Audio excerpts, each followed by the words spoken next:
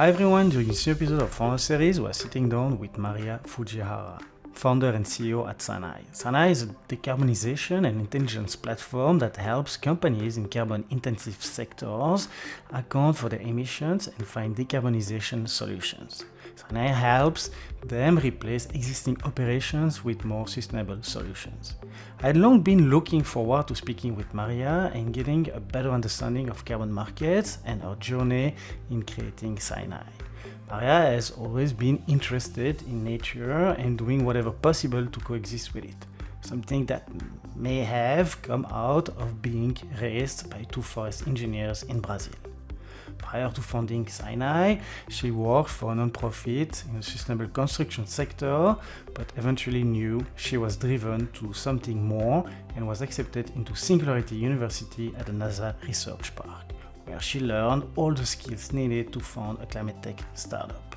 In this episode, Maria covers the ins and outs of carbon management and clarifies that carbon offset should only be used for a company's emission that cannot otherwise be reduced.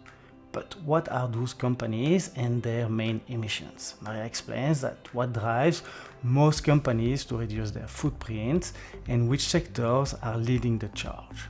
In doing so, she not only explains how SINAI works, but what she has learned as a founder along the way. Above all, Maria gives 3 main tips to founders. Make sure you consider both the big pictures and the small details, never give up, and follow your gut.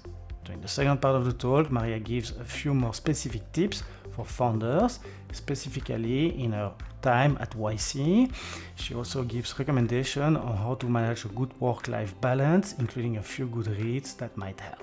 Maria, welcome to the show. I see we still have 5 more minutes. I'd like to quickly cover for young climate tech founders and members of our community.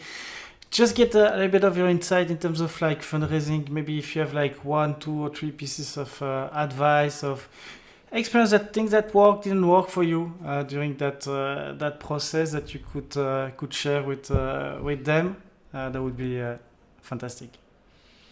I guess fundraise is it's a necessary evil, but it's important because it shows that you can bring in more partners to your business, and these partners are just gonna continue to work for your business to be successful. So I like to see fundraise again as a means to an end, which is the company getting to those next milestones that are expected and continue to deploy the vision and the mission, right? So I don't like to see fundraise as just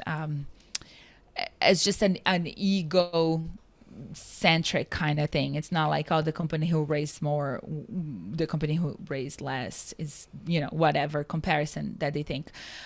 It's just basically a fuel that is gonna help the company to get to their next milestone. So be very specific about what you think that next milestone is, and continue to sell the vision of how you're gonna get there. Of course, you need depending on where you are in the fundraising process, more later stages, you're going to have much more details on how you're going to get there. But more earlier stage, you don't need to have a lot of details. But, you need a plan. You need at least plan A, B, and C. You need to kind of get a sense of how much outcome you can get out of that capital injection and how actually they can help you, right? Because at the end, ultimately, that's what fundraise is about. It's amazing partners that are coming to help you and your business, and this is what it's supposed to be.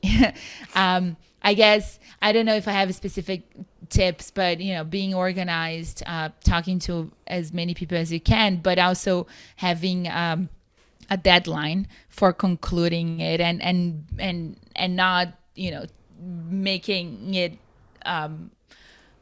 delaying it too long, right? So not making it too long. So try to close everything 3-4 months and go back to work, because it's also a little distracting. Definitely. And how was your experience with YC? Getting into it, do you have like maybe one or two, Yeah. piece of thing advice that worked for you, and maybe how was the experience? Yeah. So to be fair, I was new to the US and I was completely new to Silicon Valley kind of mindset. So YC was literally the only accelerator that we got accepted, which, like I told you, like The 4 or 5 best one. years. Yeah, it is the best one, but literally 4 or 5 years ago, none of those other accelerators were thinking. So I think YC has this future view perspective that they are really good at it. And to be honest, it was the best that could ever happen to us because it connected us to so many different networks of investors, of other founders, of talent that and knowledge that we didn't have. So I would recommend YC to any founder, especially if they are first time founders or that they are new to the Bay Area or that they are new to their own thing, their own region, whatever. I think the value that they bring it's enormous, and they do mess up with your cap table forever, but I think it's worth it.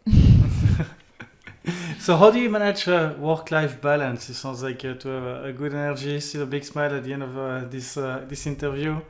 Any tips and tricks that you can share to young founders or founders in general that worked for you?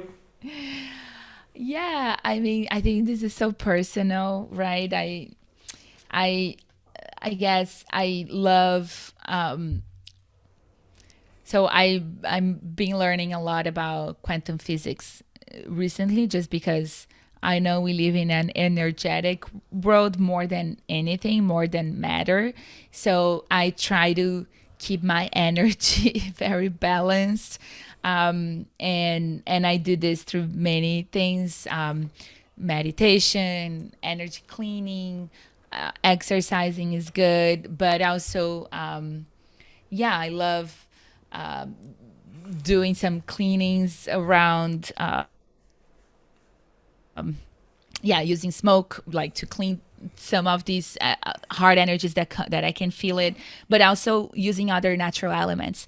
To be fair, I think everything that I do that is related to my well-being is associated with nature, is associated with reconnecting with nature and natural elements. So fire, water, air, earth.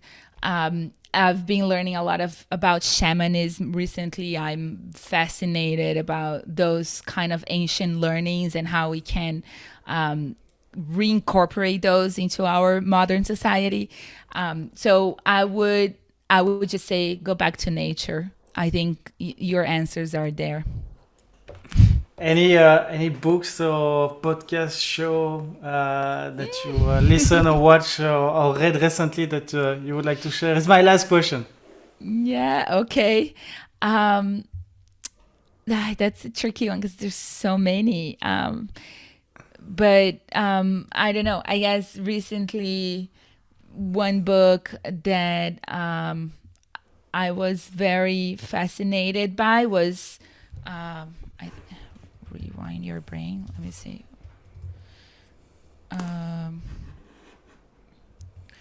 It's it's Becoming Supernatural. That's the name of it. So it's by Joe Dispenza, and he teaches how to rewire your brain so you can create and co-create reality. And I was very fascinated by it. I recommend this to anybody. Thank you so much, Maria, for your time, your incredible insights, all the hard work that you do towards a better and cleaner world. So thank you so much for coming on the show and sharing your very inspiring story and all the super exciting knowledge that you share with us today. Of course. Thank you for having me. It was a pleasure.